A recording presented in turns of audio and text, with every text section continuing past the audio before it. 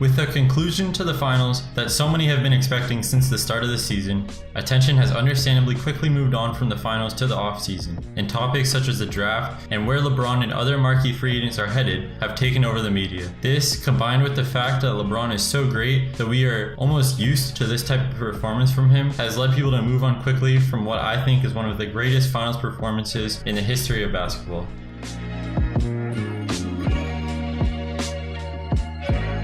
Statistically, only a few NBA Finals performances by perimeter stars come close to LeBron in this finals. There's Jordan in '93 when he just went absolutely insane and averaged 41 points a game, as well as Jordan in '91 when he averaged 11 assists a game and had an extremely well-rounded performance. We also have Kobe in '09 against the Magic, as well as KD in both 2017 and 2018. Also, a few more LeBron/Jordan performances.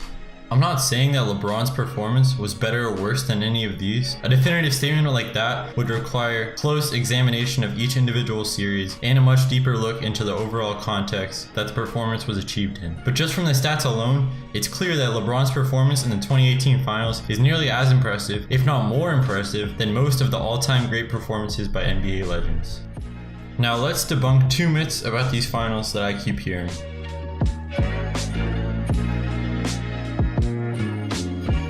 This is a statement people seem to be making a lot that has very little evidence to back it up. The thing is that Kobe and MJ's primes are long gone now, so people can make them into whatever metaphor they want and ignore all facts that suggest the opposite. Contrary to what many people may know or believe, Kobe and MJ have both been swept out of the playoffs multiple times. Let's compare these instances, specifically Kobe. We'll get back to MJ later, to the 2018 finals.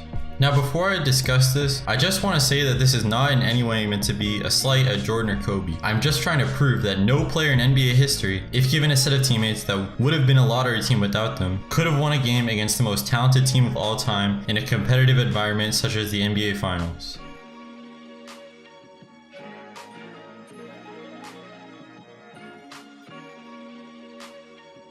Strangely, everyone seems to forget this series now. Kobe's stats in this series look like a peak season from Bradley Beal. It's funny how everyone hates on LeBron for losing to the Mavs in 2011, which I'm not defending LeBron in that series, but Kobe played even worse and his team got swept. Kobe in this series received more help from his teammates on both sides of the ball than LeBron, yet was still swept by a team inferior to the team that swept LeBron.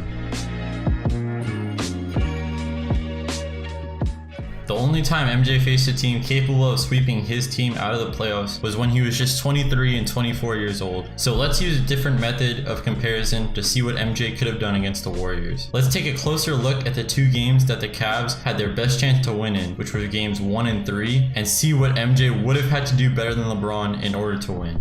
People like to say that Jordan would have put away games down the stretch and completely forget that Jordan would have had to play well enough throughout the entire game to even get them to that point. In game 1, LeBron had 51 points on 32 field goal attempts, 8 assists, and 5 turnovers, meaning LeBron used 45 offensive possessions to account for 67 of his team's points. In game 3, LeBron was less efficient, but still accounted for 55 of his team's points. Some of the assists probably came on 3s, but for the sake of comparison, we will assume they all came on 2s. So let's see how many times Jordan was able to account for that many of his team points that efficiently in the playoffs. Jordan only had around 25 playoff games with a similar combination of volume and efficiency as LeBron's Game 1 out of all of his 179 career playoff games. This gives him around a 14% chance of having a game good enough to win Game 3 in that Cavs series. However, in reality, the number is probably even lower because Jordan's games almost all came with a much stronger supporting cast and coach than LeBron had, and most were also against worse defenses than the Warriors. This demonstrates that while in theory, Jordan would have been capable of winning that Game 3 if you had placed him with LeBron, he would have had a very low chance of doing so. People tend to say something like, oh, Jordan would have won that game when discussing games 1 and 3, but while Jordan was capable of potentially having a better start to finish performance than LeBron in those specific games, that doesn't necessarily mean he would, and the odds of him doing so would be heavily against him.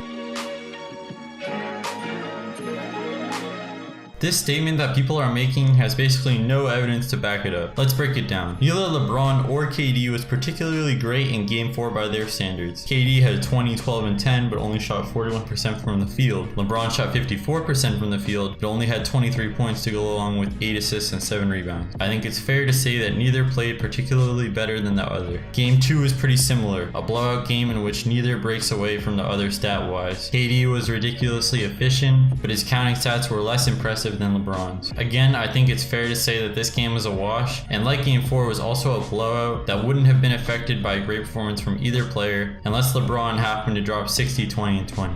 So let's take a look at the two swing games of these series that could have gone either way. Games 3 and 1. In Game 3, LeBron was excellent, putting up a 30-point triple-double on 46% shooting, but not as excellent as Durant, who put up 43, 13, and 7 on an insane 65% shooting and was 6 for 9 on threes, and also continuously made big plays down the stretch. Although KD's night was more impressive statistically, it's important to consider the context here. KD had one of the greatest teams of all time helping him get open looks, and was going against a terrible defense, while LeBron had to generate almost everything himself and was going against a very solid defense. I'm not trying to belittle what KD did, and he definitely outplayed LeBron that night. However, due to those reasons that we just went over, the gap in performance is smaller than what the gap in statistics would indicate. Now let's look at Game 1. LeBron had an all-time great all-around game, putting up 51, 8, and 8 on 59% shooting and making some big shots down the stretch, while KD disappeared by comparison, putting up 26, 9, and 6 while shooting just 36% from the floor. LeBron doubled KD's points and shot 23% better from the floor, a massive margin. Not only that, but people seem to be forgetting that KD nearly choked away the game by failing to box out on the final free throw by George Hill and letting the Cavs get the offensive rebound, and then proceeding to get lucky that the player he had failed to box out was J.R. Smith. So games 2 and 4 were essentially a wash and also irrelevant anyways. In Game 3, KD slightly outplayed LeBron, and in Game 1, LeBron vastly outplayed KD. To me, that seems like LeBron was better for this series. Also, if we compare their individual stats for the whole series, LeBron averaged 5 more points and 2 more assists than KD while shooting the exact same percentage from the floor, and did that despite, again, having a far worse offensive team that couldn't create shots for him and going against a tougher defense than KD had to. In conclusion, I will leave you all with one fact that I feel like people tend to ignore when comparing individual players and performances. Basketball is a team game.